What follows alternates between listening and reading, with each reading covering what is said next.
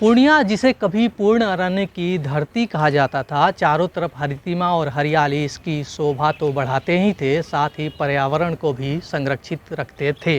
1809-10 में Francis Buchanan ने अपनी पुस्तक में लिखा था कि यहाँ के लोगों के लिए पेड़ लगाना एक धार्मिक प्रतिबद्धता हुआ करती थी। लेकिन दौर बदला और हम पेड़ों की कटाई के अघोषित पैरविकार हो गए और पूर्णिया पूर्ण अरण्य से पूर्णिया बन गया।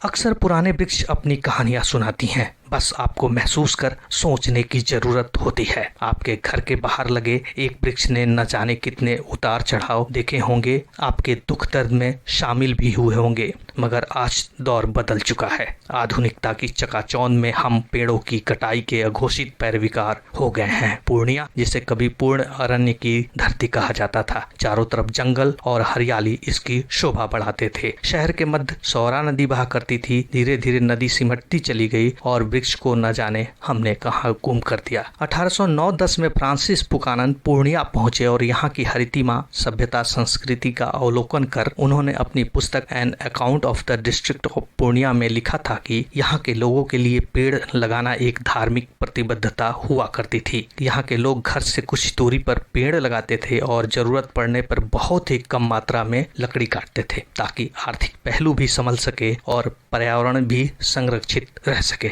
यह परंपरा गांव देहात में लगभग 200 साल बीत जाने के बाद आज भी कायम है। पापा लोग थे वो वृक्षारोपण खूब करते थे।